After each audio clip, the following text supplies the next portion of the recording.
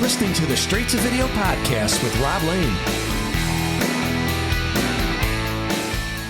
What is up? Hope you're all well, and thanks for checking out my podcast Straight to Video. Alright, big week in the world of STV as this weekend sees the opening of the brand new Straight to Video 80s video shop near to me in Alfreton, Derbyshire. Myself and my buddy Chris have recreated an 80s video shop for you to go back in time and relive those memories of Friday and Saturday nights picking out the perfect film for the weekend. The response already to what people have seen has been amazing, so I'm excited for more people to share in it when we officially open on the 23rd of July. If you're ever in the area, please swing by on a Friday, Saturday or Sunday and check it out. All the info you need can be found on social media at 80s Video Shop, and I look forward to sharing more cool stuff about this over the coming weeks.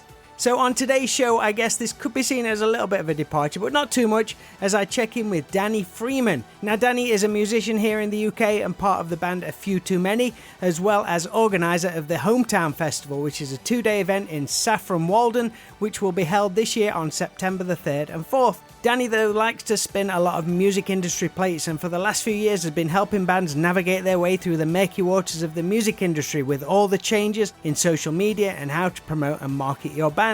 Through this, he created the Alternative Music Networking Group on Facebook, which would prove invaluable to musicians worldwide. And through that group, he would hook up and become friends with two-time guest on this show, Jarrett Reddick of the band Ballin' for Soup. Together, they would create the monthly music industry podcast Music Networking 101. And most recently, we've seen the launch of musicindustry.co.uk. That's industry, cleverly with TREE on the end. And this is, I guess, a real upgrade and next level for the Alternative Music Networking Group. So please, if you're in a band or part of the industry, I urge you to check it out. We talk about all of this in a great insightful chat, which I hope you can take something from if you're in a band or even just a casual music fan who finds interest in how things work and come together. Before then, though, please show your ongoing love and support for our pals, Dead Skull Coffee, who are offering you 15% off any order through their website, deadskullcoffee.co.uk, by simply adding the promo code STV on checkout. And also, a shout to the newest patron on the Straight to Video Patreon page. Welcome aboard, Anthony Justice from Columbus, Ohio. Really appreciate you getting on board, mate, and showing that extra support to the show. If you too would like to get some behind-the-scenes access, a private Facebook group, bonus movie podcast, and some exclusive merch, then please check out patreon.com/STVpod for all the info. Alright, enough of all that. Let's get to today's show, and please enjoy my Straight to Video chat with Danny Freeman.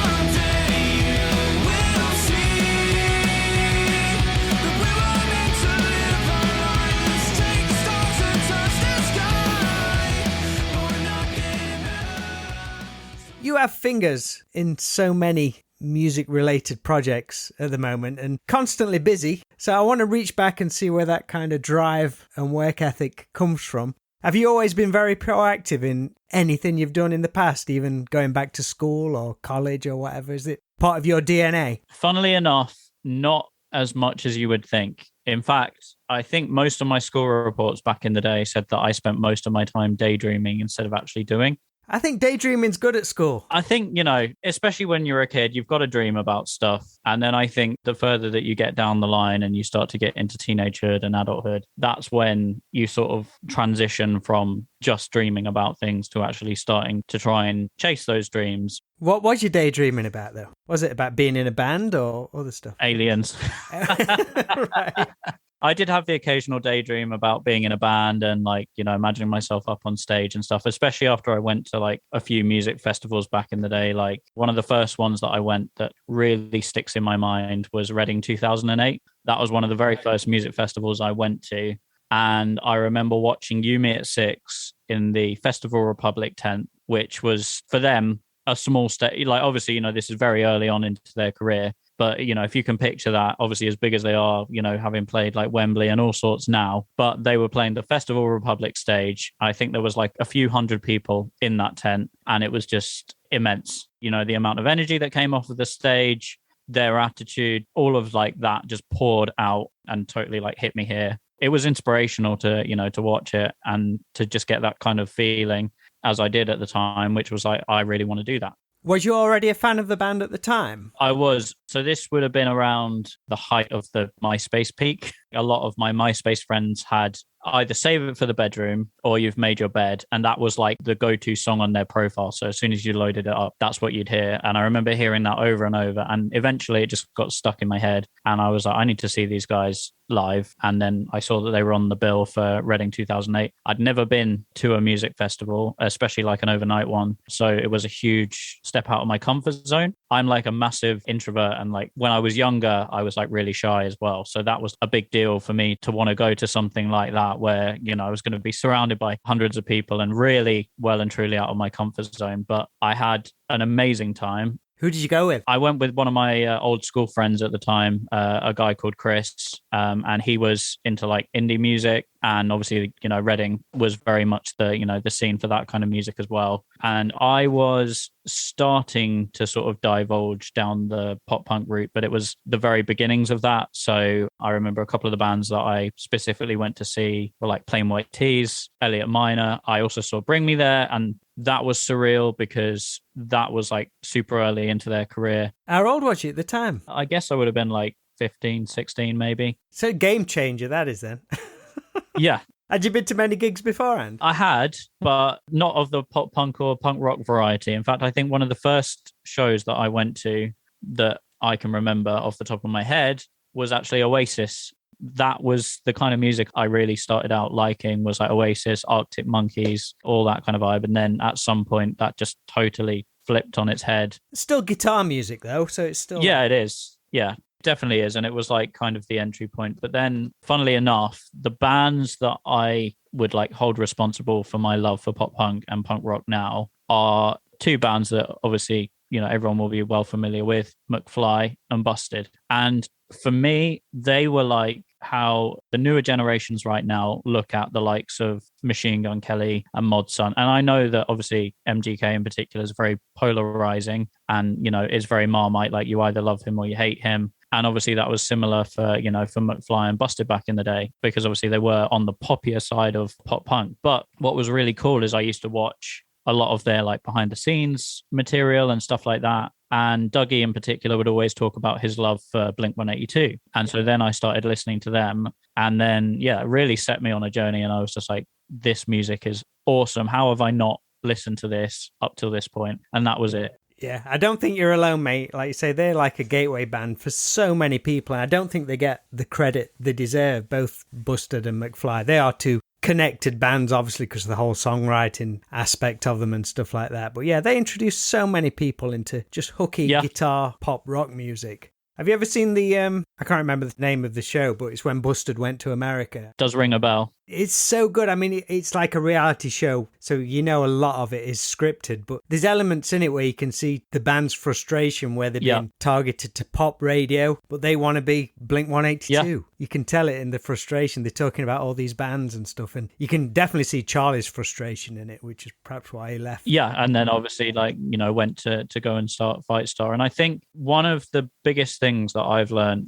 since getting into music and becoming a musician is that if you want to have another outlet, or you want to start like a side project, or you want to do something like that, you've absolutely got to do it, because if you don't, you will just end up resenting the people around you, especially if what you want to do is so different from, the band or the project that you're in at the time. You come up with a new song and there's no way in hell it's going to fit the timeline of what you've already been doing. And so the only thing that you can kind of do in that instance, like I say, is to branch off and do something else. Go scratch that itch. Yeah, you've got to. I feel like you've got to, because I think otherwise you have regrets and nobody wants to have that. And otherwise, I think it would also cause, resentment to harbor between bandmates, especially if you've got one who really, really wants to do something like poppier, or you've got one who really, really wants to do something heavier. Then I absolutely advocate people go and do that, because I think also it will prolong the life of the other band that they're both in together. It's much more likely to have longevity if people have that freedom to go and do stuff and not feel like they're cheating on their band. Have you had any first-hand experience of that yourself? No, but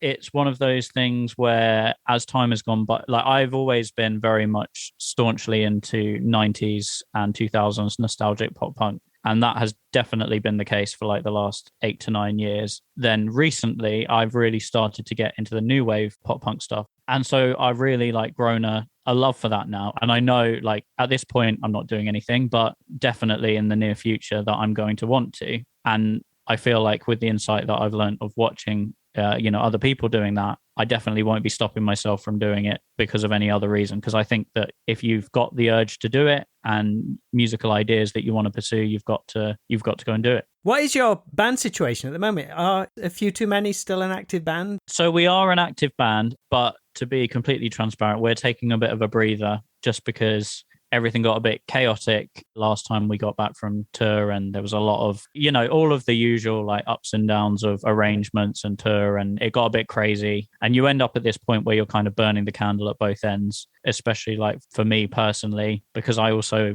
optionally glutton for punishment, but decided to obviously get involved in doing other things as well. I just knew that if I didn't take a bit of a breather from one of the things I was doing, then I was going to be useless to everybody and it would all suffer. Everything would suffer. Is that the first band that you formed or joined? Because I'm just going for how long the band's been together. Yeah, it was, because we've been around probably going on about 10, 11 years at this point. And yeah, like the changes in the band between then and now are just crazy.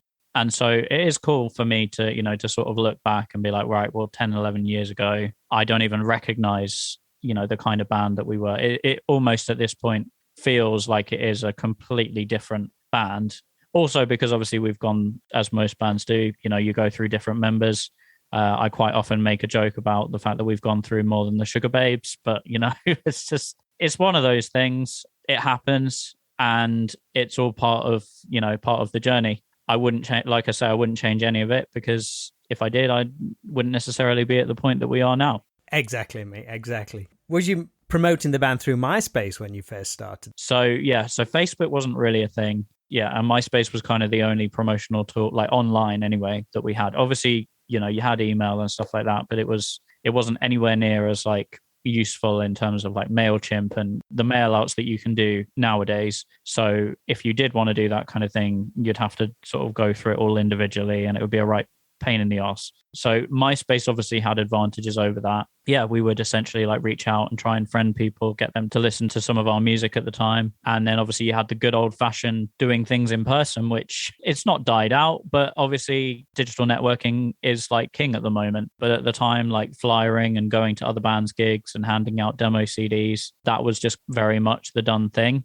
And obviously, you've got today's version of that where it's like digicards and QR codes that people can scan and then obviously get onto your social media. But back then it was just like, okay, here's a CD, or here's a flyer for the gig that we've got coming up next week. And it was just very much that kind of thing. And then obviously Facebook came about, and that was a welcome relief because obviously it brought about many more features that you could use. And then obviously we had to learn to adapt to that, and Instagram, and even more recently the likes of TikTok, obviously, which is now like the go-to platform and allows a huge amount of growth on there. Like the TikTok algorithm, when people can get the hang of that and nail that. And I think the key sort of posting amount is like 6 or 7 videos a day. Wow.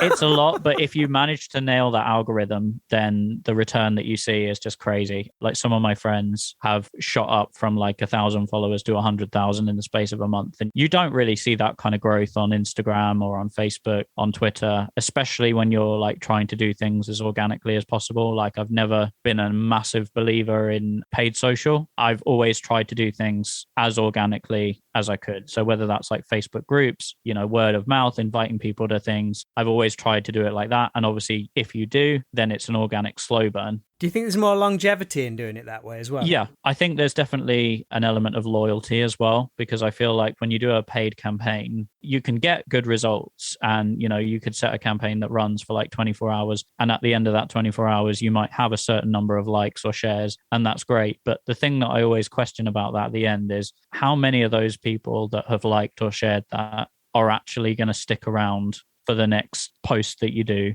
or for the next release that you do? Or are they literally just a one-time interaction? Yeah, I mean, you mentioned it there. It's the old school ethic, but handing out flyers, meeting someone face to face. It's like, how did you hear about this band? Oh, there was a Facebook ad. How did you hear about this band? Oh, I met a guy and we had a great conversation at this gig. There's just such more of a bond with that. It's a very different way that you've got to go about it now. And I think, don't get me wrong, like virtually there's still a lot you can do. You can obviously do live streams, you can do podcasts. I think there's lots of ways to make people feel included and like they can interact with you.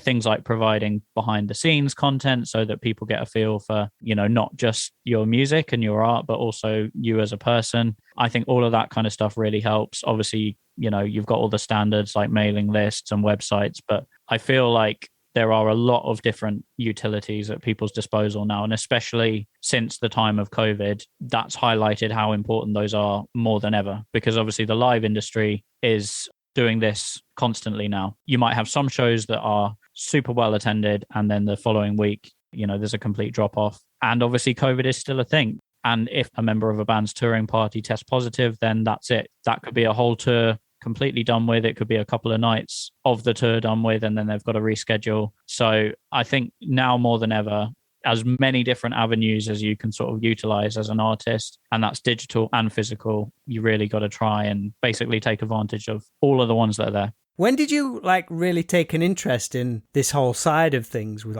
promotion and marketing of being in a band? Has that always interested you? Have you always enjoyed it, or has it been something that's been put on your shoulders? Oh, Danny will sort that. There definitely is an element of Danny will sort that, but at the same time, it is something that I've always been fascinated by the world of tech. And social media is something that has been a part of the journey, if you like, right from the beginning, because obviously right from when we created a MySpace page, I had to very quickly sort of get to grips with how we were going to manage that, how we were going to reach out to people. But whereas back then it was just very much a sort of as and when and all over the place kind of approach to it, but it's got more structured as time has gone by. And I've obviously realized the value in providing like a strategy and a structure to doing it. And fortunately, I realized that that was also something that I really enjoyed and that it wasn't just a chore. Like, sounds like a cliche thing to say, but I genuinely do love the world of social media. It fascinates me. There's always things that are changing. TikTok as a platform fascinates me as well, even though I was a bit late to get involved.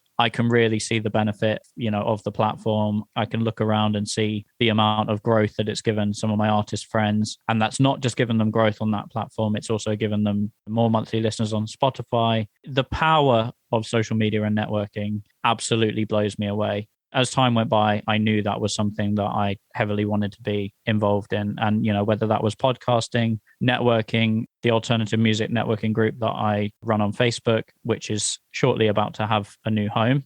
I'm absolutely fascinated by that whole world. And I try to, to keep on top of new changes within it, new tech that comes up. It's just really cool to, to kind of watch all of that, really. Was there anyone or any other band who you really liked the way they operated from a promotion point of view, which perhaps influenced you? Yeah, there definitely were a few. And one of the people that I would definitely quote who I really think had it on lock was Pete Wentz of Fall Out Boy. When I used to follow their career early on, it's just really astounding when you look in to see like how much of the business side he got involved with. And I just have a huge amount of respect for that because, you're not just involved in your band and, and obviously principal songwriting, but then you're also getting involved in all of the management side of things. He obviously eventually formed his own record label, like just huge amount of credit and respect for the guy. Have you ever gone down a record label route? Have you released your own stuff? So we were self-released. We have been self-released for the last, well, I'm going to go way, way back. There was one time that we got involved with a label, but they weren't technically a label. We were young.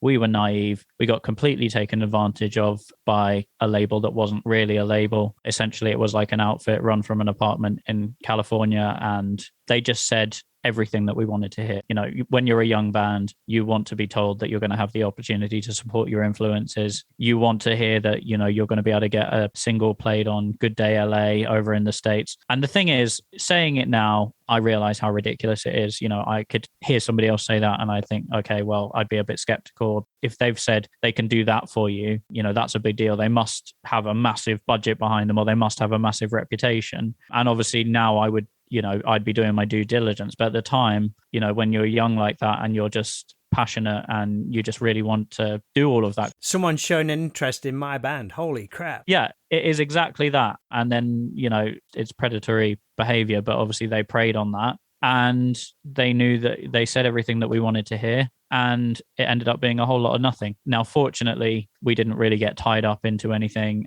What was their aim, or kind of what was their gain from it? To this day, I honestly couldn't tell you what they stood to gain from it. I sit there scratching my head even now when I think about it, because we signed up to them for one single and then they didn't really even do anything with it. Obviously, we sent them an email asking them to never use our material again. But in hindsight, I don't think it really made a world of difference. I don't think they were planning to do anything with it. Yeah. I mean, could you like flip it on them? Did they perhaps have a naivety, thought they were excited about, oh, let's form a label, let's take on the world, and like, actually, we don't really know what we're doing?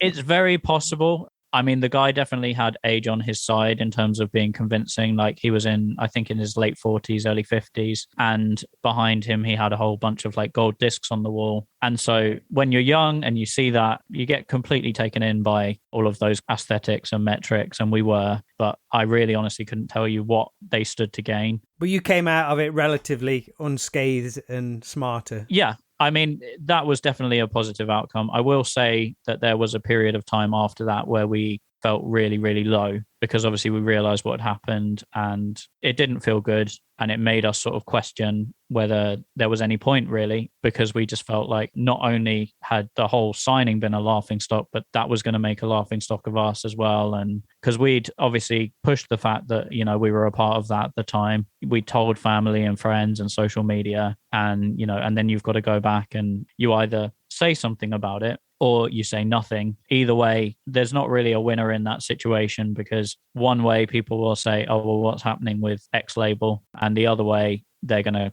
comment on the post that you've made, and you've got to go down that whole route. So we definitely had to sort of recuperate after that. And it definitely, I think, fractured certain relationships and feelings at the time, which sucks. But, you know, I am glad in hindsight we did, because now doing Music Networking 101 with Jarrett, that is one of the things that, you know, I can bring up and talk about. And if somebody ever has any concerns about approaching a label, then I can hopefully share the experience that I had. And certainly, you know, I don't think that I'm in like a, you know, a big platform to be able to give advice, but I have been through things. You can see some warning signs. You can see some red flags. Yeah, exactly. I've gone through pitfalls, gone through trials and tribulations. And if I can even slightly help like a younger band to avoid going through all of that and save them the heartache and the headaches of going through all of that, then, you know, then I will. Usually, I think with music, if something that looks too good to be true, most of the time it can be.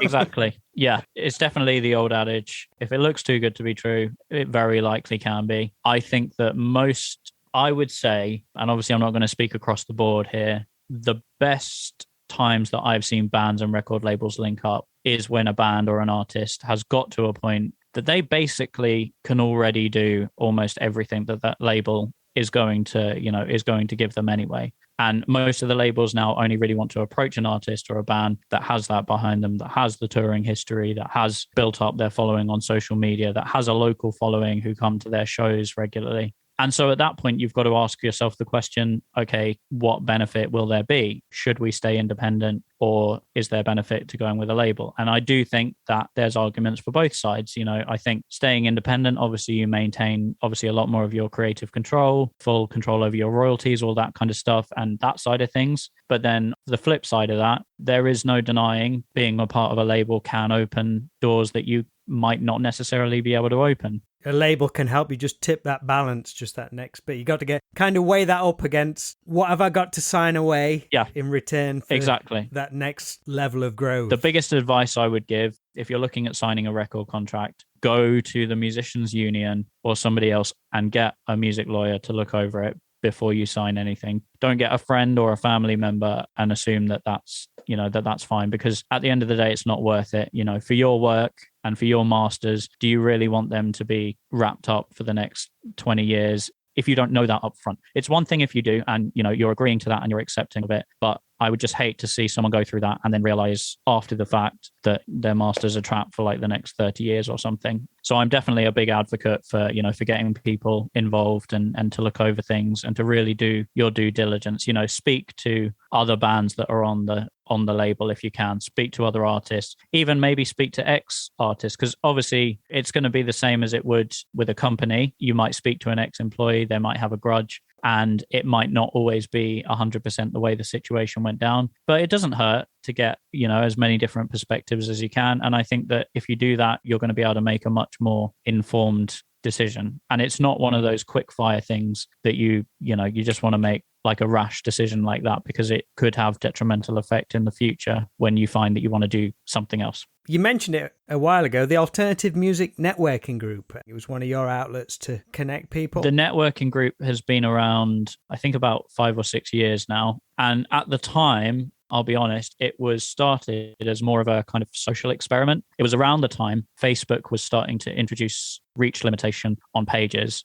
So where you would have to pay to boost your posts, or you would have to pay for an ad campaign. And I just remember feeling at the time, I thought it was really unfair that all of these creators and creatives and businesses and brands who had already gone to the effort of getting people to like their page in the first place. And let's face it, we don't go and like a page unless we want to see the content from that page. And I just felt it was incredibly unfair that Facebook was basically taking that away from them and making it so that if they even wanted to reach the people who already liked their page and clearly wanted to see their content, they'd have to pay for the ability to do that. And I just thought that sucks. It doesn't happen on a mailing list. It doesn't happen on other platforms like Instagram. It was never a thing like with MySpace. And so I just remember thinking, this sucks. I wonder if there's another way on Facebook to do everything that you can do with a Facebook page, but without having to pay for it. And like I say, I've always been about that kind of organic growth, the organic outlook on social media. So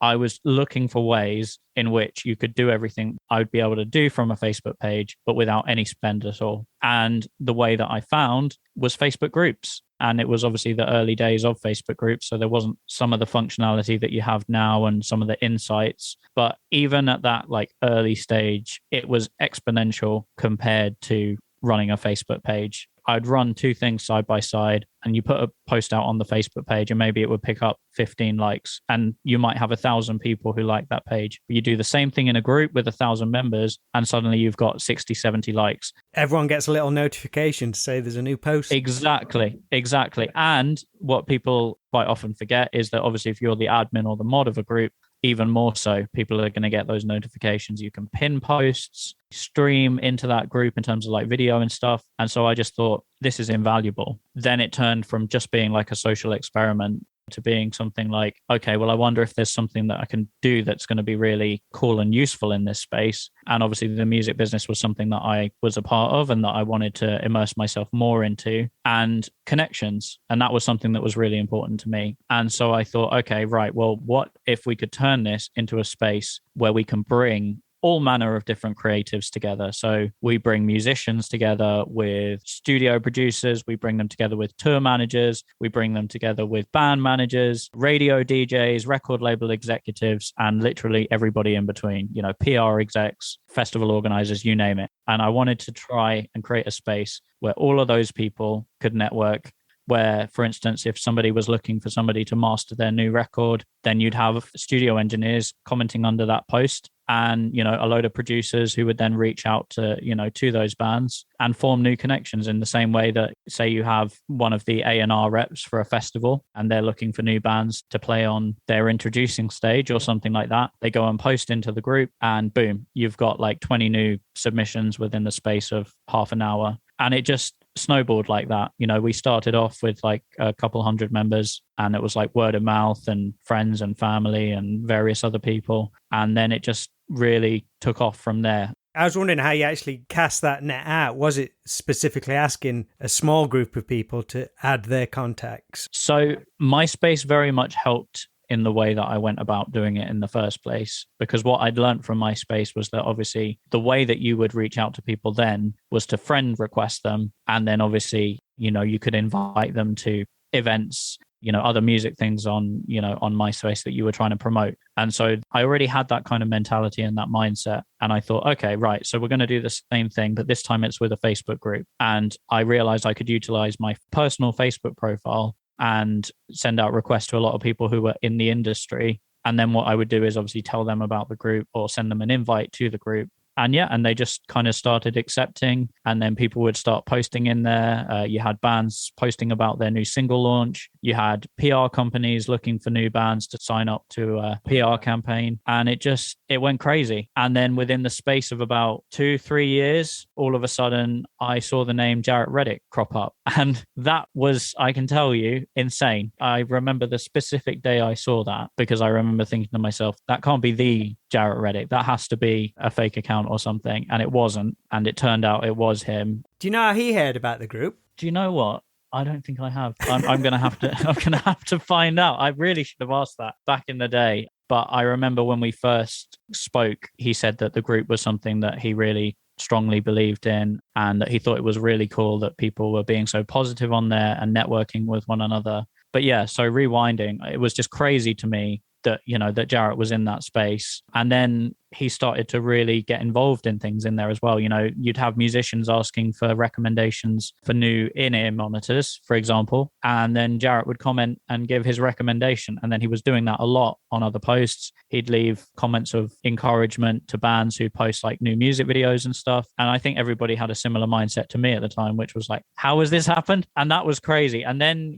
fast forward to like 2020, and, obviously the pandemic is starting to hit. And one of the things that I wanted to do when, everything with the band was sort of winding down, we weren't able to play live or do much. One of the other things that I really wanted to do was to start a podcast. It was also because I saw that, there was a lot of posts from other bands. What should we do? Like, we feel at a loss for what to do with this time. And then that kind of formed an idea in my mind of, okay, there's obviously a lot of bands who are going to be feeling as we do right now. And it would be really interesting to know how they're going to navigate this time. Like, how are they as a band going to get through this? What's their process going to be? What kind of stuff are they going to get involved with? And so the Pop Punk Catch Up was born, which was essentially a show that I put together to find out how each artist was dealing with COVID, what they were doing to keep their spirits up, because obviously mentally we were all suffering as well, and I definitely personally really felt that heavily, because you're suddenly cut off from your whole network of friends and family, and you're isolated. And so I wanted to do something that I thought would be hopefully have a positive outcome to, to catch up, as the title suggests, with those bands and find out what they were doing to get through it and what their kind of plans for the future were. We get a few guests into that. And I reached out to Jarrett on the group, and then he agreed a date to come on the Pop Punk Catch Up. We had a great time. We just had an unreal conversation for like the best part of an hour, where it became really clear to me as well that we were very like-minded in kind of how we think about things. It was a great episode. It was shared a lot. People liked it a lot. Then I started to have an idea of a new podcast, maybe September, October 2021. Wouldn't it be cool if I could create a resource off the back of this networking group? It would be awesome if we can now turn that into like a regular series where we could give advice and tips and tricks, and people can tune in, pick up some things that they can then use, whether that's social media tips, whether that's tips about record labels, all that kind of stuff, and create the kind of resource that basically I wished I had had when I was 16 and I signed a stupid contract. And that was kind of where that was born off of. And then, because obviously I'd seen that Jarrett was so active within the group, the other thought that crossed my mind was I would be absolutely stupid if I didn't reach out to him and see whether he would be interested in doing this with me. That could have gone either way, but he was completely on board. And then we had our first Music Networking 101 episode was back in December 2021. And it was so cool to get that off the ground. I had no idea that it was going to get received as well as it did. Obviously, it was very hit or miss. You never know how these things are going to go. But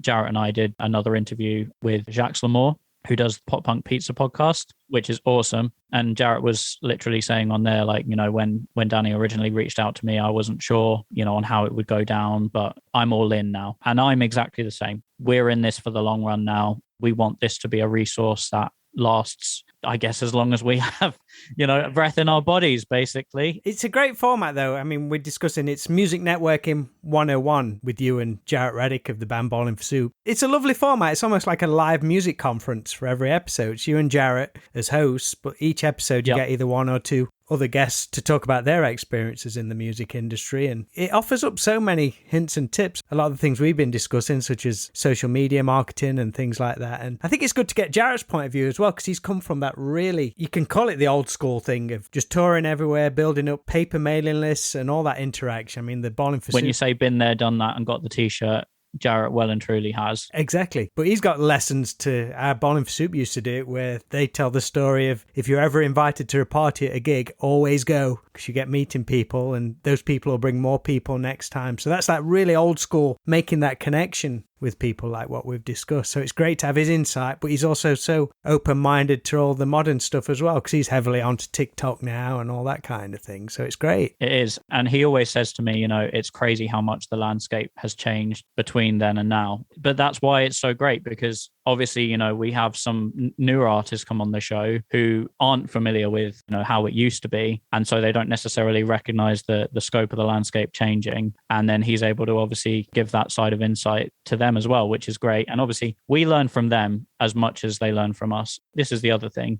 I never profess to be the oracle on these things ever. So it's great when you bring on a guest and they have all of these insights that haven't even crossed your mind because you haven't gone through the same experiences that they have, or just things that you wouldn't even have thought of. We had Andy from As December Falls, and he's got a very heavy marketing background. For anyone who's listening to this, you got to go back and listen to that episode, because the pearls of wisdom that he drops on it are just insane. And I have a huge amount of respect, and they are entirely self-managed. When you say DIY, it's a band like As December Falls who literally do everything. And they had their own sold out UK tour. To achieve that as a DIY band as well is just phenomenal. Outside of all this, you even organise a music festival as well. Yes, that's right. Glutton for Punishment. But, it's one of those things that I run annually, and I hadn't done for a while because obviously everything with COVID kicked off. And so we had a couple of years where we couldn't really do anything. And so I really wanted to bring it back, and not just bring it back, but bring it back with a bang. Because obviously the live industry was starting to recover again. Obviously, you've still got uncertainties. There are definitely no guarantees now. But in the same breath as that, I'm really excited, because it's just so cool to kind of bring a lot of these bands who just really deserve that platform into one space, and also to do it for a good cause. The two charities that we're working with this year are Centre 33, who deal with mental health, but they do it for like the local Cambridgeshire area and the surrounding areas around there, and especially cater for like the younger generations as well, which is obviously super important, especially with everything they've gone through with COVID and isolation. So that's something that I heavily back. And youth music organization as well. And they basically get instruments into the hands of impoverished children and people from backgrounds who otherwise might not be able to pursue that. And I don't think that anyone anywhere should be costed out of the love of music and the chance to, to become a musician and pursue it. So if there's anything that I can do to, to try and back that or get involved in that, then I will. So those were two organizations that we obviously have a lot of belief and support for. And we thought, brilliant, we'll partner up with them for Hometown. And that's what we've done. But yeah, there are so many really, really talented bands out there. We've even brought a couple of them, like Fountain Island. They were on a recent episode of Underground Spotlight, which is a segment of Music Network 101 podcast that we do. And it's just great to be able to give those kind of bands a platform and a chance to really showcase what they do. How much has the festival grown since you first started it? Exponentially. I mean, we started out at like a 50 cap venue. This is going to sound like a huge change, but we're up to like 250, 300. And for me, it feels massive. I would obviously like to get to the point where it's all open air and outside, but everyone's got to start somewhere. And I'm really happy with, the rate of growth that we've had, especially the fact that we did have 2 years off. To come back from that to now securing a, 250 to 300 cap venue is really cool. to kind of wrap things up, you got all this stuff going off. What do you do to unwind? Go for a walk with my dog, spend time with my partner, spend time with friends and family, and try and obviously distance myself from social media when I need to, especially when, like recently, the world starts to take a bit of a darker turn. Then I think it can get really unhealthy to go on your news feed and to start worrying or obsessing over certain things like that, because you can fall down the rabbit hole. And I've recognized that enough within myself now that I know that can start me in terms of mental health, that can be a trigger to start you spiraling. As much as obviously I love social media and I have a huge amount of time and respect for it, I also know when to turn it off and to take a break from it. And that hasn't been easy. That's been a learning curve. There's such a valuable lesson to learn, though. Yeah, I don't find it easy to switch off. You've probably realized that.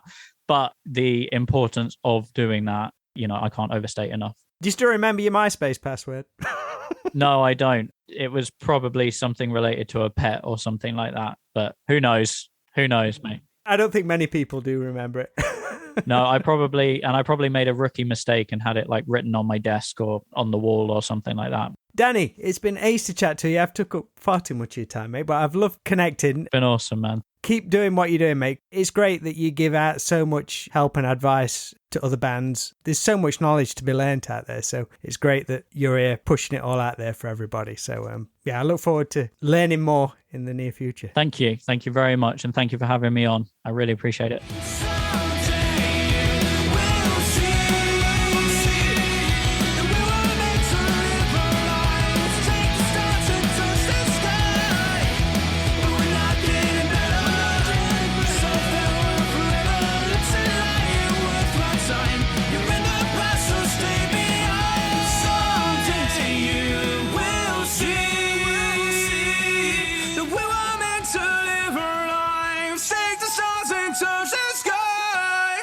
But we're not getting better. So farewell forever. Lips that lie ain't worth my time. You're in the past, so stay behind. Massive thanks to Danny Freeman of Music Industry, A Few Too Many, and Music Networking 101 for joining me here on the Straight to Video podcast. If you found any of that chat useful, please be sure to sign up to musicindustry.co.uk. That's industry with TREE on the end, and look out for more episodes of Music Networking 101 through Facebook over the coming months. They also have a Linktree page with all the relevant links you might need.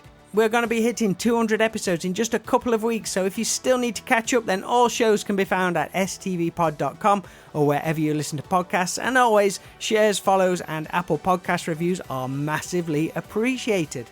Right, I got to get going and open up a video shop. Please check out at 80s Video Shop on all social media platforms. And if you're ever in the Nottingham and Derby area from this Saturday, please drop by and check it out. That's all for today's show. It's been a blast as always, so let's do it again real soon.